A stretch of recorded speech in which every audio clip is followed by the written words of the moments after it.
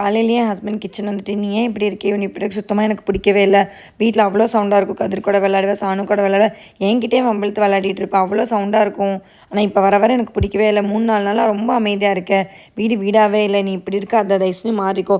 எல்லாத்து லைஃப்ல அவங்கவங்க முக்கியம்னு அவங்கவங்க போயிருவாங்க. இது நீ நம்ம லைஃப் நமக்காக பாருன்னு" சொல்லிட்டு நெறைய அட்வைஸ் குடுத்தாரு. "ஃபர்ஸ்ட்டு போய் யூடியூப்ல போய் பாரு. எவ்வளோல டெக்ஸ்ட் பண்ணியிருக்காங்க. அத பார்த்தாவே நீ மாறுவ" அப்படின்னாரு. சரின்னு போய் பார்த்தேன். உண்மையாலுமே அவர் சொன்னத விட அவ்வளோ மெசேஜுங்க. நெறைய பேர் எனக்காக டைம் ஸ்பெண்ட் பண்ணி டெக்ஸ்ட் பண்ணியிருக்கேன். கிட்டத்தட்ட பேராகிராஃபாக இருக்குது. அவ்வளோ கஷ்டமாக இருக்குது எனக்கு பார்க்குறது. அண்ட் சந்தோஷமாகவும் இருக்குது. இதுக்கு நான் என்ன சொல்கிறேன்னா, லவ் யூ ஸோ மச்சுங்க. எனக்காக நீங்கள் இத்தனை பேர் இருக்கீங்க அப்படின்றத எனக்கு ஒரு பிரச்சனைன்னு வரும்போது நான் அது என்னன்னு கூட சொல்லலை.